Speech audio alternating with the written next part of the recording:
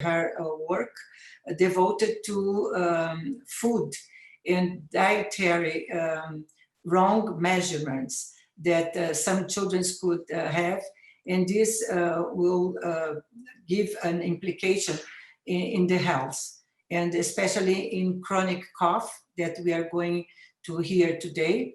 Why some children have a chronic cough, they go to several doctors, and the problem of the chronic cough doesn't solve.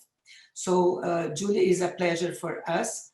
We are two entities here, IAPO and Fundação Otorrino, and I thank Dr. Ricardo Bento to accept our invitation as well, and Dr. Koji, he's here already, and he's going, hi Koji, thank you so much for coming, and we're going to start right now.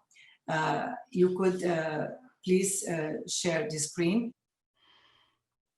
Good evening. Hi, what a pleasure and honor it is for me to be connected with you live, to all the amazing Brazilian physicians and healthcare providers that I wish I had the chance to meet in person. Thank you for joining me this evening. It's such a great honor for me to speak.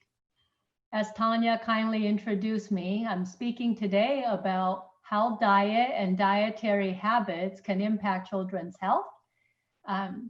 As you get to know me and I share with you my journey and what I have learned that I didn't learn in medical school, residency training, or fellowship, but it's almost 20 years now because of my curiosity about why thousands of children I meet in the United States were always sick, and we couldn't explain that. And no matter how many doctors they see and how many medications they're on, they keep having the same persistent issues. So this also, because I became a mother myself, I think I'm grateful that I became who I am today, and how I've learned to take care of children better when there's no surgical options. As we around the world share our fight against the pandemic of coronavirus, I want to take a moment and dedicate my presentation tonight to a surgeon in your country that I have never met. This gentleman passed away last week on Monday from COVID-19. He is the cousin of a psychologist that I work with very closely, because Tanya or Dr. C also knows I'm passionate about well-being and wellness for people who care for patients. And she supports all the residents and the faculty at my hospital, because we have many physicians who, of course, are in high degree of burnout. So this is in honor and memory of him, just like so many doctors, nurses, people that work in hospitals around the world who lost their lives by caring for somebody else.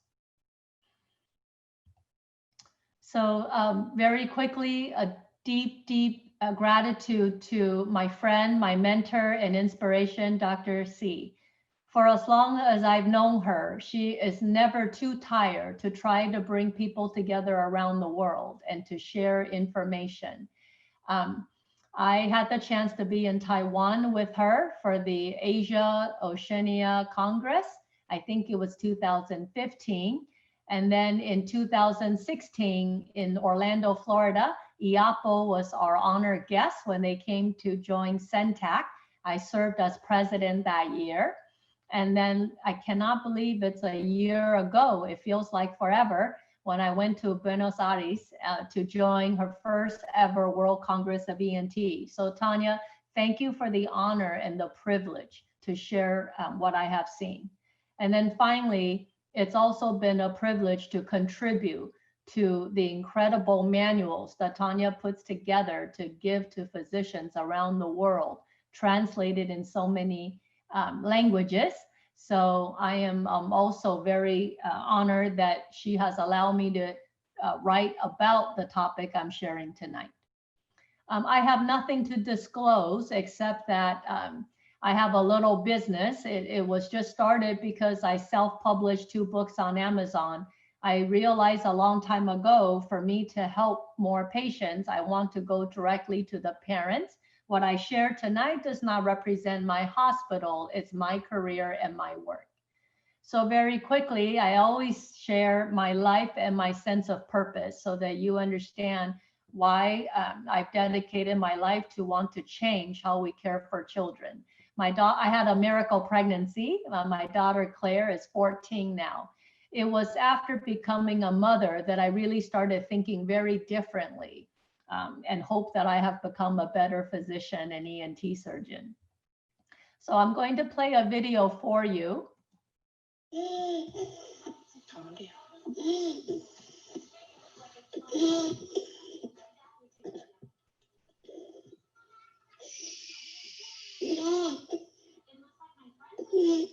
It's okay.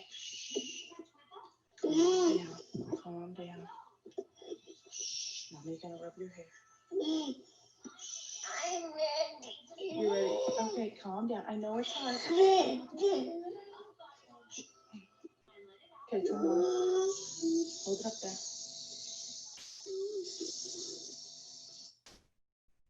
So this is an example of one of thousands of children I have treated, but this was very early in my career that inspired me to look deeper at what's happening.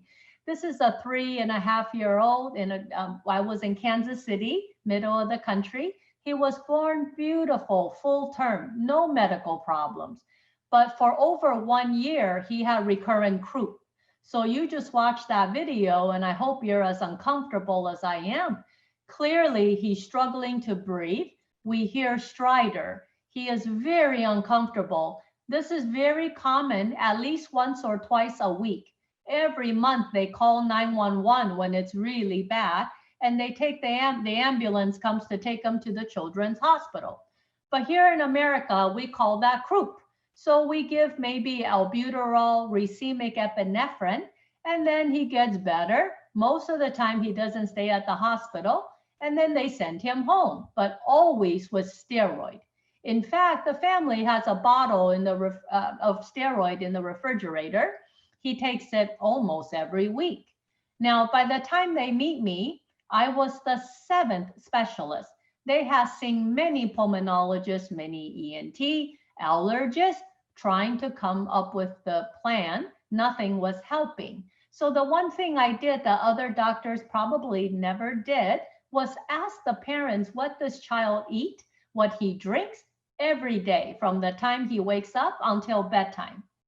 So what was interesting, the one thing that impressed me was he drank chocolate milk, maybe 7 times, 9 times a day, they don't count. He drinks it as soon as he wakes up, 8 ounces. He has it with breakfast. Anytime he's thirsty, he has it with lunch. He has it before nap, afternoon, dinner. Every night before bed, he drinks chocolate milk. So I told the mother, I think what's happening is he's having a lot of sugar, a lot of dairy. He has severe acid reflux. What we just saw is laryngospasm. It is not asthma. It's not croup. He doesn't have a virus. He doesn't have a cold. Always happens at night. So at first she thinks I'm crazy, but I think they were so tired. Those parents are never sleeping. So I said, try it. Stop all the chocolate milk. She says that's impossible. He cannot live without his chocolate milk. I promised her he would survive, and it's up to her if she wants to try it. So after maybe 2 weeks of that, he never had the problem again. In my city, we were able to have a story about this boy. So imagine one child, nobody's afraid to go to sleep. They don't have to go to the hospital. No more seeing doctors, stopping the albuterol, Pulmicort, Singulair, Claritin, Zyrtec, antibiotics, and stopping the steroid.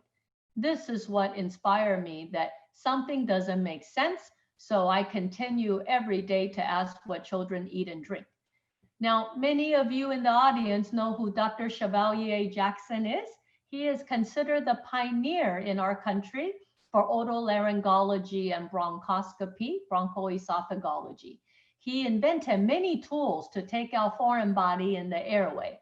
But what many people may not know about him, he cares so much about public health and safety.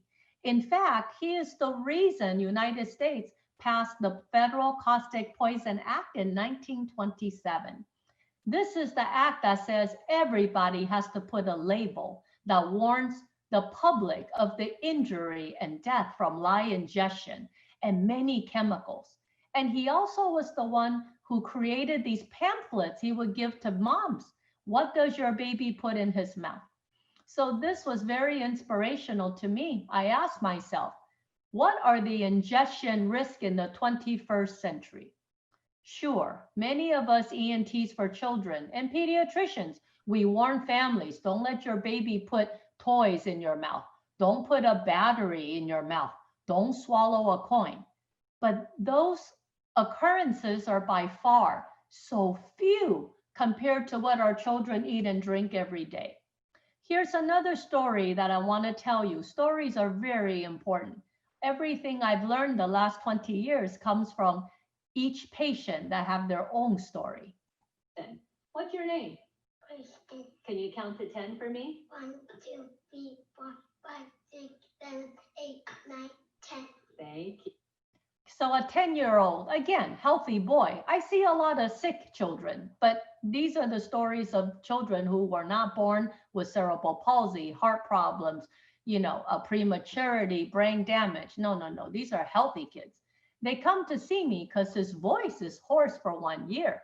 They never had intubation. That's the risk factor for me, for the larynx. I noticed when he came to see me, he's sitting there itching. I took a look at his wrist, his knees. He's bleeding. His mother says, oh, he has very bad eczema. He's seeing dermatology, allergy. He's already had testing, no allergies, but he cannot sleep at night. But no one asked him what he eats and drinks. So I did. So this is a typical American child. The mother's very nice. She said, I went back to school to become a nurse practitioner. I admit I used to cook, but now we're too busy. We don't cook very much. The boy has an older brother that plays football. So the family eats dinner very late. But basically, every day, the boy gets as much soda as he wants. Coke or Sprite, he eats pancakes. This is all American food. When he snacks, he eats Lunchables. There are these packages of ham, cheese, cookies, okay? He always loves Capri Sun, the fruit drinks. Then for school, but in America, in a public school, you get milk. They can choose white chocolate or strawberry. He chooses chocolate. He loves to drink lemonade, anything sweet. He eats yogurt that's in the tube. I don't know if they have it in Brazil. I hope not. It's called Go-Gurt. He eats fruit snacks, string cheese, drinks Gatorade. He doesn't play football himself. He plays soccer. But they eat fast food in America and about 3-4 nights a week. Now, sometimes before he goes to bed, he has a snack. So when I calculated the total amount of sugar, as soon as he wakes up till bedtime, it was about 200. If you divide 200 by 4, every 4 grams of added sugar is about 1 teaspoon. This is a boy who's eating 50 teaspoons of sugar a day. Of course, when I explained this to his mother, she's shocked. She doesn't understand. She never thought of it that way. And she's going to school to be a nurse practitioner. So I said to them, listen, I scoped him. He has some irritation, no tumor, no papillomas. I said, listen, this is how I treat most children as a surgeon, believe it or not. I spend so much time teaching them how to read the label. I ask them, please stop so much sugar. Teach them to drink water. Maybe if you want juice once a day. And please stop eating before bed. I ask for about 1 hour at least if they're before kindergarten. Once kindergarten, older, 1.5 hours. Just stop. You can drink water. So no medication. I'm not a skin doctor. He comes back in 1 month. 2, 3, 4, 5, 6, 7, 8, 9, 10, 11, 12, 13, 14. Okay, so even though I'm not a laryngologist, you can hear the difference. What was remarkable to me, the mother says, I cannot thank you enough. My boy's skin cleared up. He's sleeping all night. I didn't believe that, wow, is that possible? Inflammation from sugar. So I bring him back 4 weeks later for the second time. And you can see he is so much better. And now he's happy, I'm happy, voice is better. Again, no surgery, no medicine. Now I will say as an ENT, I joke about this. Some days I'm really tired of explaining this thousands of times to American parents. I have all the time, more and more, see families, they come and they say, my child is sick all the time. When I was in residency, 1996 to 2001 at the Mayo Clinic, I never met children whose parents say they're sick all the time. There's no textbook chapter on how to treat a child that's sick all the time. But every day, this is what I see in my clinic. The nose is running all the time. Human beings cannot have a cold 365 days a year. I don't believe that. And also, babies can be born allergic to food and animals. But really, you need to be alive maybe 4 years exposed to become allergic to trees, grass, pollen, the dust mites, and the aero allergens, right? For the most part. So I started asking more questions. And every time, this is what in America, the parents will say. The pediatrician, family doctor, urgent care, emergency room, everybody says the same. Your child has a virus. You have a sinus infection. He has allergies. So I also learned the difference between when somebody's nose is not good. I ask, is it stuffy, congestion dry, or stuffy wet? Wet looks like the picture. Dry is they don't blow anything out, and they always cough. And if you even ask about reflux, 9 out of 10 American parents say, oh yeah, they told me my baby had reflux. Now, some of them have croup, not everybody. So many children, the doctors say they have baby asthma. So they're on albuterol, all the medicines I list here. This is very upsetting to me as a mother and as a doctor. If a child born medically healthy can be so sick by age 3 and 4, and they're already on 5-4 medication, what will happen for the rest of their life? Are we going to take medicine for 30 years, 40, 50, 70? I don't understand that. And I also started asking a lot about constipation. So this is what in America, in my hospital system, is the electronic medical record. I only point this out because you see thousands of children, and what do you see here? They see allergy, GI doctor, ENT. I just want you to know they come to the emergency room. So what I'm telling you is the truth, not something I made up. So I asked myself, what is it we doctors, we think we're smart, we're educated, we go to school a long time. Why is it we are not able to get these children better? They come with globus sensation, they can't swallow, they have a hard time sleeping, they snore. Everything is there. And what I didn't agree, it's so many people think you take out the tonsil, the adenoid, and everything is okay. That is just not true, because I have children that other surgeons take out tonsils and adenoid, but have the same symptom. So until I learn about their diet or change it, it's not better. Now, very early in my career, when I finish training and I meet these children, I say to myself, that's crazy. Why is the medications not working? We're in the United States, we have very good medication. Then I realized very quickly, medicine will not work if you don't have the disease. That's why the Zyrtec, the Claritin, the Flonase, it doesn't work if the runny nose and the congestion is not from allergies. So medicine's not going to work if you don't have the problem, or sometimes you don't have enough dose.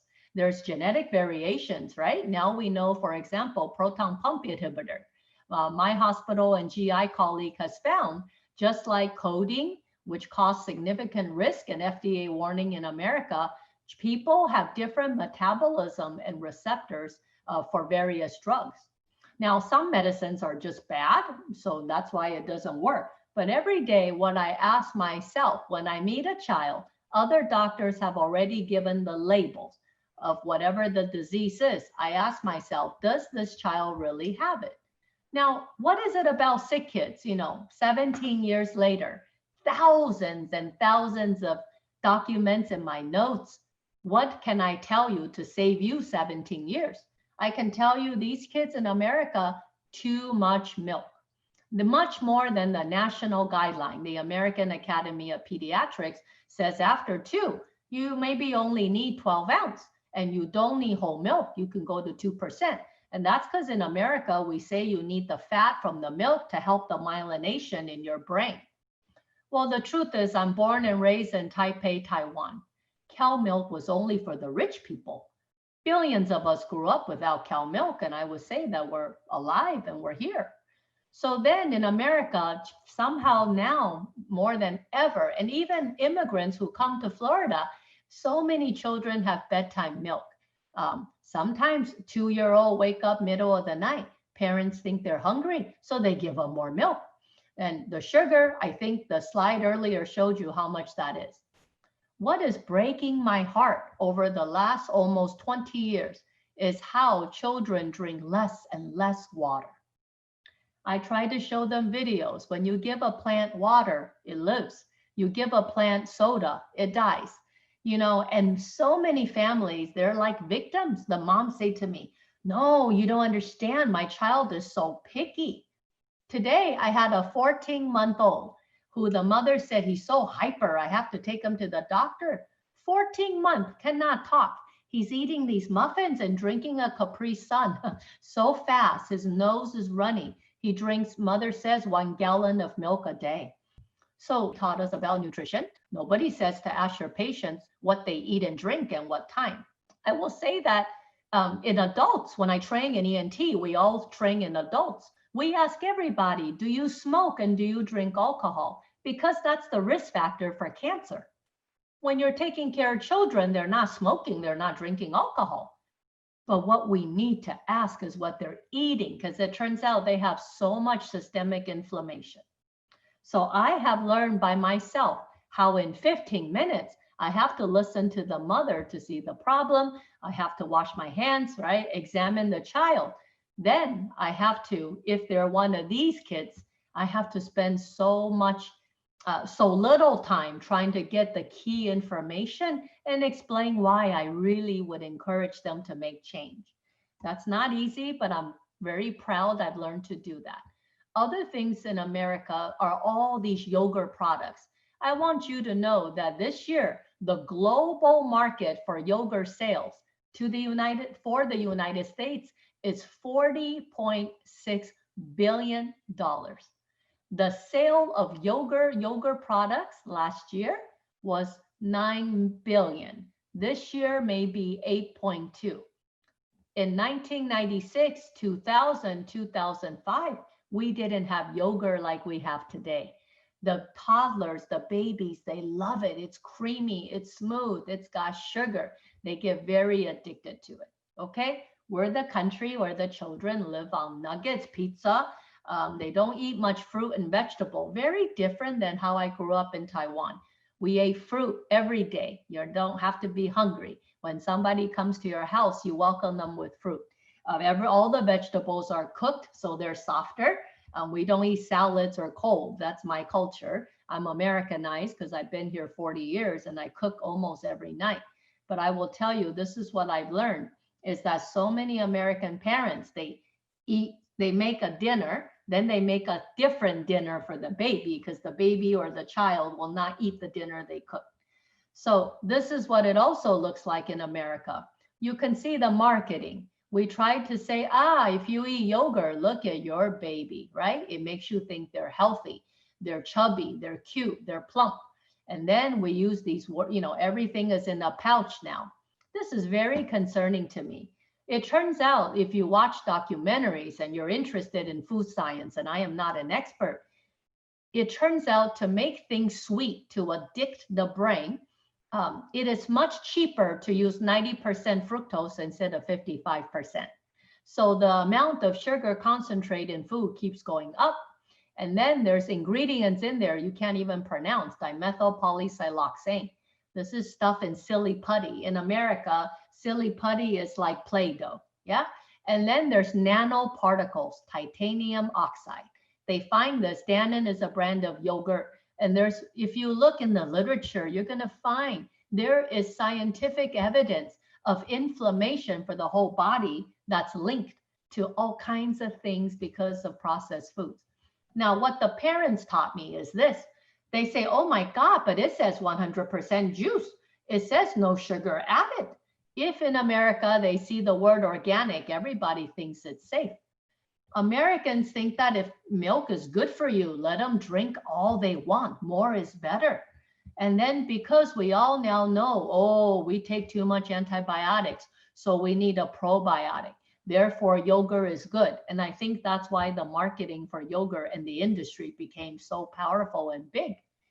So I spend a lot of time explaining that, listen, when you're younger than 1, please, no juice at all. I try to say no juice till 2 to 6, I tell them 4 to 6 ounces a day. That's it. But if they eat fruit, I tell them you don't need juice, it's just sugar water. Also, I don't know if you in your country have these advertisements, but in Portuguese.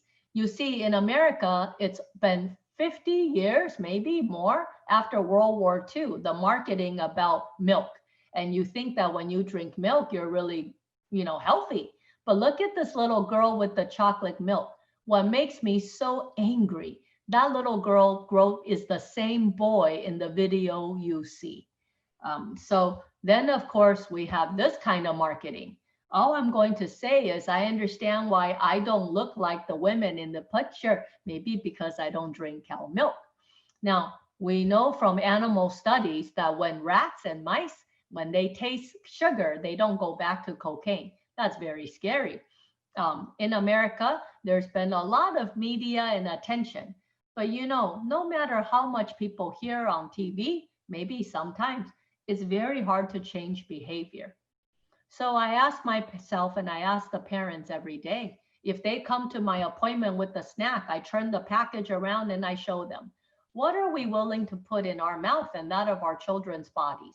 Look at this, high fructose corn syrup. What is all this preservative, sodium citrate, citric acid? See the acid. Everywhere it's acid. So because of almost all processed things having acid, so it doesn't go bad for 1 year, for 2 years in a shelf. I explained to the family, this is why the children are so sick. If I have families that listen to me and they are willing to make a change, I tell them what they can expect. So first of all, the children that drink a lot of sugar, they eat horrible. They're always thirsty. And also they have the horrible runny nose and the problems we talked about. One thing is children who are skinny, I want to tell you, the parents say, the pediatricians and other doctors tell them, oh, he's skinny, let him eat whatever he wants. No calorie is bad. And oftentimes they eat a lot of sugar. And in America, the obesity epidemic is usually due to sugary drinks. So why do parents not stop or limit the sugar? I've been learning through my conversations and I learned about myself. Who wants to fight? Today I left the house at 6:30. I told Tanya I drove 1 hour, 60 miles to a clinic, saw patients, drove an hour back. When I work all day, I come home, I feel guilty. I'm not with my one child, my miracle pregnancy. Who wants to fight with their child every night, right? But I have learned I want to fight because I love my daughter and I love children. I'm teaching parents how to fight. Don't give up, right? They're very smart. They will keep refusing and exert control or cry or whatever. Some parents are just so busy, they don't even notice what they're buying and what the people are eating. There's no limits. And so many parents are happy when I show them how much sugar, because no one ever told them. They don't read the nutrition label. And finally, this one is very interesting. I don't know about your culture. In America now, everybody wants to make their baby happy. Maybe Asian culture is harsh. My father never asked if I was happy, right? So now it's, oh, but he likes it. Oh, that makes him happy. I have to blame the grandparents a little bit too. The grandparents are amazing. They're taking care of the children while the mom and dad are at work. Grandparents oftentimes have a tendency to give the child what they want. very quickly, I want to talk about the teenagers in America. This breaks my heart too. My daughter's 14. I saw one today, 17 years old, no energy. They came to see me for recurrent strep and sore throat. She's always tired. This every week I see this. They don't eat breakfast. I can guess the mother thinks I'm a magician. I said, don't tell me. I'm going to tell you what your child is like at home. They don't eat breakfast. They're too sleepy. They don't eat lunch because it's disgusting. And the ones that eat lunch is soda and pizza. When they come home after school, they're starving, but they don't feel so good. I think they're hypoglycemic. So they eat and binge, but it's not always healthy food. So all of a sudden they get very tired. They take a nap or they start to drink caffeine and energy drink. And then they're not really exercising. Right? We blame the pandemic now. Nobody's out moving, playing sports. They're on their their social media on the cell phone, right? So also, they just today I said to this mom, her daughter's going to sleep at 1 o'clock. She has no energy. You know why? She wakes up at 11. She doesn't eat. She eats junk food. She doesn't exercise. I told them that the body thinks you're dying. It does not need to make energy when you're not moving. I certainly was not going to take out her tonsil. She eats and drinks all the way up to bedtime. She wakes up with a dry mouth and a sore throat. Now, when they have morbid obesity, I think because I have had so much pain in my own life, I understand now that eating and obesity is not about hunger. I definitely use my time to try to understand my patient. I am not a psychologist, but I can tell you, these teenagers, they lose a parent when they're young. They've had trauma. Some are sexually or physically abused. They have depression. They don't feel important. The world is more and more like this. And this makes me very sad, my effectiveness as a physician and surgeon. Some days I feel like giving up. But, I can't, right? Because these people and our patients love and need us. So anyways, once I can get the ones to stop having so much dairy and sugar, I notice over and over for many years, they just get better. We don't need all the doctors and we don't need the medicine. Okay. So I want to tell you that children in my country, and I hope not, but maybe in yours and around the world, they are very sick. It's because of the processed food and drinks our countries make and sell. My country is selling a lot of stuff to your country and around the world. And as long as, capitalism or places where we put the value on profit, it just seems really devastating that the future of humanity is the cost that we're willing to expend. So sugar, dairy, too much acid, they have acid reflux. The children, they don't have heartburn. It's silent. Yeah. So oftentimes, I know Tanya shares my work. In 2013, I created the term, the milk and cookie disease. It's not just about milk and cookies. It's about sugar and dairy, because even in my own family, they love it when I make warm chocolate chip cookies. We drink oat milk. Over the years, we've had I grew up on soy milk or we do almond, we do oat. Now you can find so many kinds, coconut, cashew, many things that are no longer cow milk, because I do believe it can be immunogenic and it has anabolic steroids and hormones and stuff in it. Yeah. So the reason I talk about the milk and cookie disease is this: dairy, sugar, very acidic. Okay. Sugar breaks down, I did not know this, to alcohol, which then breaks down to vinegar. Now, when you take milk cold from the refrigerator, it doesn't taste nasty. It's not sour because it's neutral. The pH is 7. But once it goes to a human body, like a little child, the temperature is 97, 98 degrees. They sleep all night with the milk. When you put a glass of milk in the Florida sun for 4 hours, I promise you, it's going to look like the picture. Nobody's going to drink it. It's disgusting. It becomes very fermented and curdled. So this is a problem, because the more acidic the things in the stomach, the longer it takes to get out of the stomach to the intestine. And then if you're laying down, you're just creating acid reflux, even laryngopharyngeal reflux. So I tell family a little bit about this, but I don't have time. They don't always understand. What is GET? Now, if you have diabetes and you're sick, we all know when you eat a lot of heavy food, it feels like it sits in your stomach for a long time. If we exercise and drink a lot of water and eat fiber, which most children now compared to before don't do that, then the emptying time is slow. But what's very important about sugary drinks is the number of dissolved sugar particles in a particular volume of liquid. The more sweet, the more particles, the longer it is to get it for it to come out of the stomach. So the worse the acid reflux, right? And we all know this is why before anesthesia, you cannot eat for 8 hours, because that's how we guarantee there's nothing in the stomach. Children are at high risk for not just gastroesophageal reflux, but for laryngopharyngeal reflux, right? I always wonder why my whole life I have problems. I have a lot of stress-related stomach digestive issues. But in children, they're babies. The distance between the mouth and the stomach is so short. Unlike this beautiful, cute giraffe here, right? I joke about my husband, he's 6'2". Does not complain about reflux, almost never. He has a lot of distance between his stomach and his throat. So because babies and children have short distance and they eat and drink milk and lay down, this is why they get a lot of reflux. Also, I absolutely am against Pediasure, those things. You know, if you have a trach and a G-tube and you need G-tube feeding, I'm not talking about that. I'm talking about so many children whose families have been told, or they just believe, my kid doesn't eat fruits and vegetables, I need vitamins. So I'm gonna buy this Pediasure and let them drink it.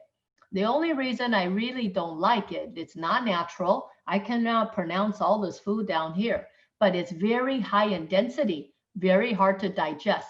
Almost all the children who have this, they come see me for congestion.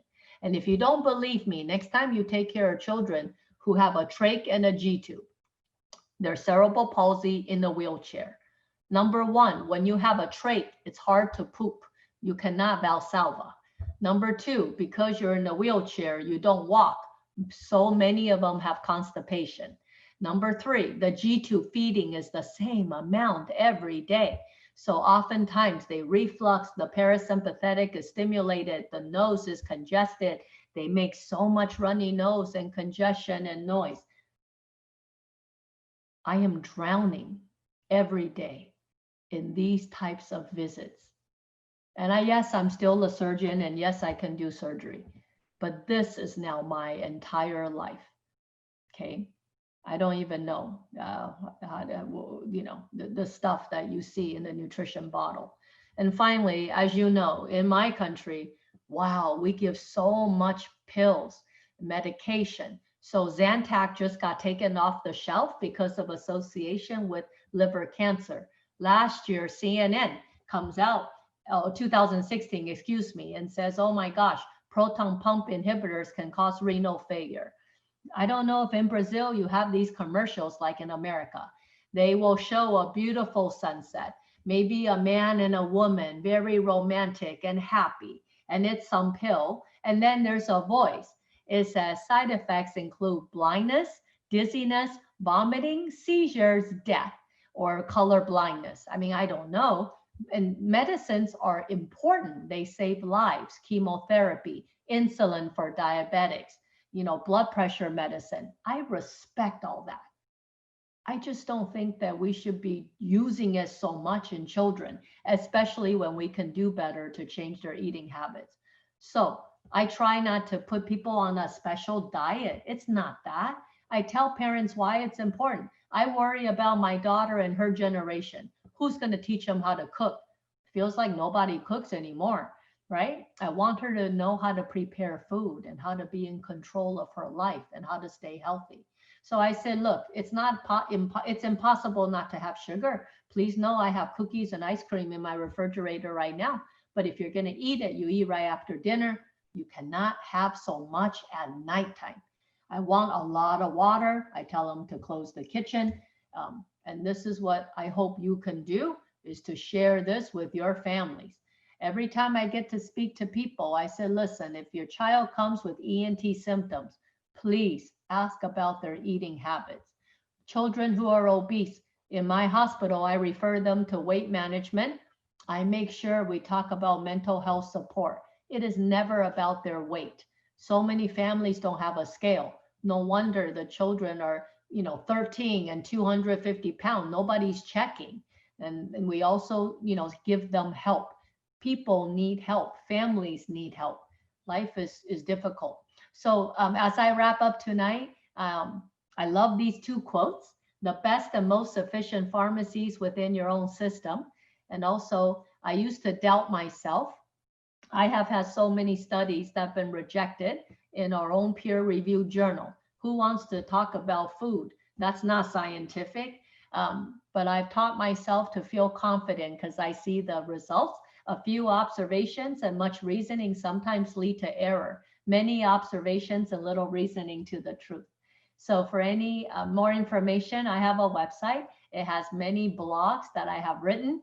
I also have some online courses for families, and you will find some information on my YouTube channel as well. So thank you again for this time, and I look forward to some discussion and questions. Thank you so much, Julie. It was an excellent presentation that you covered in 45 minutes. And I have Koji, our colleague here from Fundação Otorrino, that he will share with me a ping pong of questions. So first question that I would like to ask you is about if you are aware in the literature about a mother that eats sugar, and if there is a reflex in the mother's milk when she's breastfeeding, is a question, if you're aware of this. I am not, but that does not surprise me. The one thing I am aware that is interesting is there was a clinical trial done to look at children's preference and acceptance of food in the first year of life, depending on what the mother eat and drink when they're pregnant. So the research group, they had mothers that eat a lot of carrots. And they noticed another group, the mothers did not eat a lot of carrot. By the time the baby's 8 months old, when you feed them baby food, carrots, the ones whose mother ate it, they were much more accepting. And I believe that because we know that in this miracle of life, in the amniotic fluid, maybe the baby tasted carrots. I don't know, but I don't have other information. I think if we look, we might find something, but maybe because I'm raised in Taiwan. When I was pregnant with my miracle pregnancy, I ate everything. So my daughter eats everything. She likes expensive food. So somebody wants to adopt her. She likes pate and, yeah, Okay. fancy cheese. Koji, do you want? Really, let me see if I understand well. You believe that there are two mechanisms, two physiopathology, the acid reflux and a kind of a systemic inflammation reaction, all right? Right. I didn't have time to share the research I did for 2 years. I partnered with a lab, cardiovascular physiologist. I took children, preschool kids. It was a very small pilot study. It's published and I can share with Tanya for the audience. I measure in the blood, anti-inflammatory marker, pro-inflammatory marker. So alpha TNF, IL-1, 5, 6, 10, 13. I checked the triglyceride, the LDL. I checked everything. The group I looked at are the kids with runny nose. They're 2, 3, 4 years old. They drink and they took 87 grams of sugar a day. The control group had ear tubes, no nose problems. I did sinonasal quality of life. The study was small. Too many people dropped out. They don't want their 3-year-old to get poked the second time for the blood. What we found, I don't have statistical significance, not enough power, but I'll tell you, 2 weeks cutting down the juice and the sugar, wow, the alpha TNF dropped, the triglyceride in skinny babies dropped. We found the pro-inflammatory marker go down, the anti-inflammatory marker go up. I tried to submit a R21, I got rejected. I have to admit, I don't consider myself a true scientist, but I would love to show that in larger group of children. I absolutely believe in inflammation. Okay, I'm going to ask another question right now. Do you think that poverty is coming early, and maybe this is a dietary impact? Absolutely. This morning in my drive, I listened to NPR a lot. They were talking about Chile, the country of Chile, and how now the affluent is very affluent, but the poor, the divide is so great. My heart aches in my country. I'm proud. As a part of Nemours, we see 73% Medicaid, which is socioeconomically disadvantaged. The problem that I see is we have federal programs. It's called Women, Infant, Children. I don't know if they have the equivalent in Brazil. So if you're poor, you get like almost like food stamps, right? You go someplace, you buy your grocery. You know, they give so much apple juice, dairy, cheese, milk, eggs. I'm not saying there's not nutrition, but it has taken a long time in this country. We don't give fresh fruits and vegetables. We push, there's a lot of political influence. So when it comes to poverty, yes, I understand, because $1 US will buy 1,000 calories in mac and cheese. It will only buy 100 calories in fresh fruit. But I teach all the families that say to me, poor people cannot eat healthy. That's a lie. The money you save from smoking, from buying processed foods, from soda, if you are willing, I think that money you can buy some fresh fruits and vegetables. Everybody can do something, make one change that's better. I hope that answers your question. Julie, in young babies with no breastfeeding situation for any reason, and with sinusal symptoms, how do you replace the cow milk? Yeah, so and I apologize. I just think I heard poverty, and we'll come back to puberty. I am embarrassed about that. Good thing for the chat. So first, remind me again, Dr.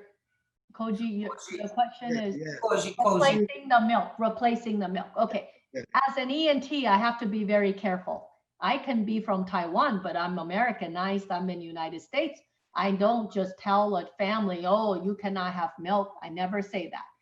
If a child is showing symptoms, I say you go back to your doctor. If you have a lot of emesis, diarrhea, bloating, you know, maybe see a GI, maybe you're lactose intolerant. You know, we cannot test always and prove that. African American, Chinese people, a lot of us, I'm very lactose intolerant. What I tell them is, you know, even if you believe the baby formula the first year, the second year when they switch to cow milk is when I see a lot of problem. But even if you're willing to have problems for one more year, I know by the time you're 2, the myelination in the brain is done.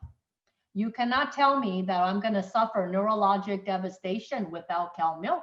So after age 2, I tell them they always talk to their pediatrician, but they have the right to choose a non-cow dairy alternative. And as far as puberty, this is interesting, right?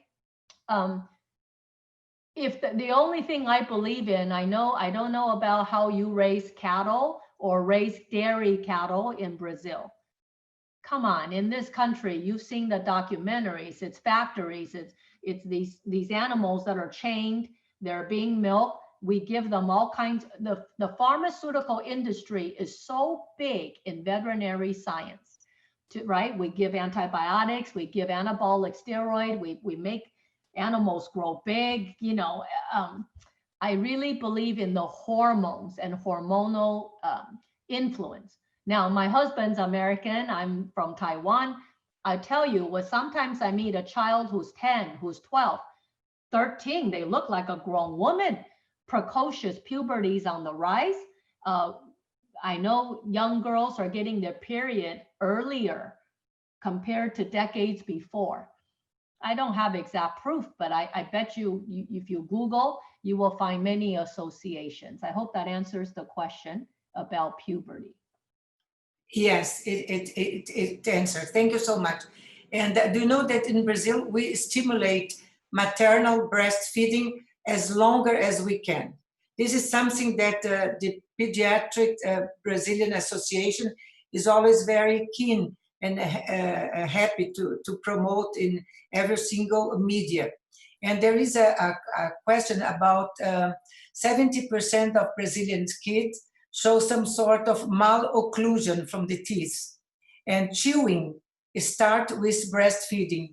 That is essential for a good facial development. So maybe if you comment something about the importance of breastfeeding in terms of muscles here and Facial development.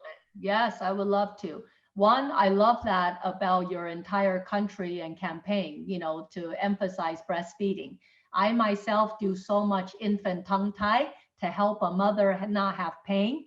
I struggle with breastfeeding, so I'm very empathetic to that. The malocclusion question I want to talk about. You know, one of the reasons I'm against all these pouches, the pouches are all pureed. I'm thinking to myself, what happened to human beings that babies cannot use their teeth to chew? So I worry that because everything that's processed is this liquidy, most, you know, that if you were coming from when I was growing up, my grandmother chewing meat, putting in my mouth, so I have to chew. Maybe, I don't know, I'm not an oral maxillofacial surgeon, but maybe we are not helping to develop the perioral musculature, the dentition. Now, if you believe what I shared is true, and the children sleep at night congested with mouth open, the tongue is not touching the roof of the mouth.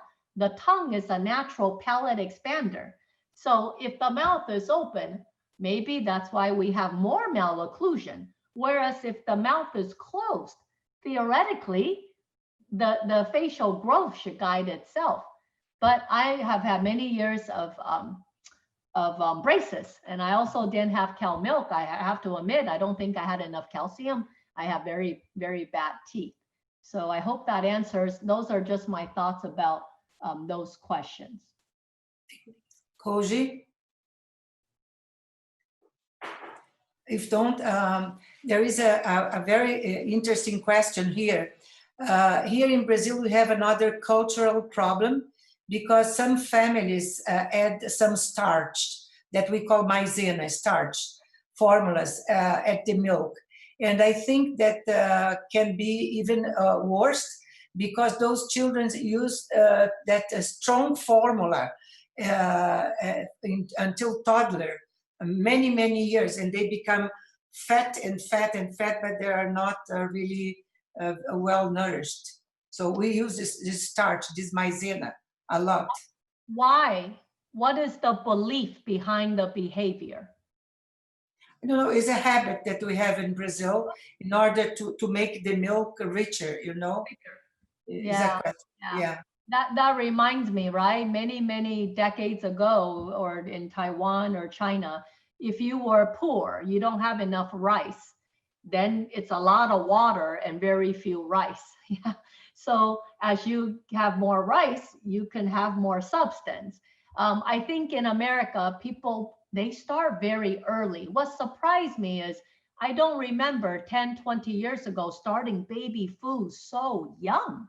That's new for me. Now at 5 months, you know, first it's, oh, we got to put a cereal, rice cereal to make it thicker. The belief is that it'll sit in the stomach longer. Maybe they won't be hungry because that will delay gastric emptying. And the belief is every time a baby cries at night, they must be hungry. You know, people don't do sleep training, right? And as they get older, I just find that we're feeding babies very early. They get sugar very early. I'm reading the chat. There's something else I wanted to comment on. Do I use ranitidine besides diet for reflux with respiratory symptoms? Yeah. Thank you for asking that question. One, in United States, we switched to famotidine because of the cancer risks I talk about. Two, it depends. Younger than 12 months, I cannot tell a mother, I never tell them not to nurse. You can use breast milk all night if you want. That's not, I don't stop that. If it's bottle, after 12 months, no bottle. Every one of my patients, it's horrible for the teeth. Very hard to get dental care in America if you're poor. So no bottle. And when they're younger, it's hard to tell a mom for a 7-month-old, don't give a bottle at bedtime. But if they're big and chubby and there's enough weight, I stop the bedtime milk. That helps a lot with the respiratory symptoms. I really try not to make many prescriptions. I used to belong to a committee 10 years ago in our hospital for PPI and H2 receptor. And it turns out it can make the stomach content not acidic, but it doesn't change the reflux frequency and index. So Julie, I think that you answer also the question about poverty and puberty. So it was very good that you put poverty also in your answer, because that's a very, so Koji, do you like, please? Julie, do you change the cow milk with vegetable milks like soy or rice milk? What's your opinion about this? Yeah, so many times my American family say, oh, well, if you discourage cow milk, then what do we drink? And they always ask me about soy, because in America, the fear is the estrogen and how that will affect people. You know what I tell them is, here's the truth. I know the soy milk in America may not be the same as what I grew up drinking in Taiwan. I actually know, as a 50-year-old woman, I remember how my mother made soy milk with a pillowcase and a bag of soybeans, right? But who's got time to make their own soy milk? I tell people, if you're not drinking gallons of it, I'm not aware of proof that if you drink soy milk now, you're going to get breast cancer, you're going to have issues, right? I do point out to them, I'm not a food scientist or a nutritionist, my sister is, but I teach them how much protein. My big concern when they're young, if you switch to rice milk or you do almond, you don't have enough protein. And also, I have families who are vegan or vegetarian because of their religion, right? They don't eat meat, they don't do butter. Clearly, you need polyvisol, vitamin A, D, E, K, and some vitamins and things. So I definitely talk about that a little bit. But, you know, rice milk, there's so many children who have cow milk protein allergy. Obviously, in this country, the GI doctor or the pediatrician switch them. Some of them are on Nutramigen, they're on rice, etc. The other things I've learned with my complex G2 babies, once you're older than 1, this country is so slow, but the movement is called blenderized diet. You take chicken noodle soup, you take human food, put it in the blender, put it in the G-tube. These children do so much better. They don't gag, they don't retch, they don't have, the parents tell you once they go to that, or it's a pouch made by a father, it's sweet potato, kale, brown rice, it's chickpeas. Compared to the factory formula, very much a lot better. Oh, somebody wrote PhD Dr. Donald Trump. Sorry, those are 2 words I don't say, I don't like, and I don't trust anything he says. Sorry. So, Julie, it's already time. It's exactly 7 p.m. in Orlando and 8 p.m. here. We need to end up. And I would like to, we'll have many questions behind, but thank you so much. And I hope that we'll have the pleasure to another day continues with another life. And I will refer you to the IAPOS manual, where we have in English, Spanish, and in Portuguese, very nice chapters of your contribution on dietary habits in children. Thank you so much, Julie. And thank you all for being here. Thank you, Koji. Thank you, Andrea, our translator.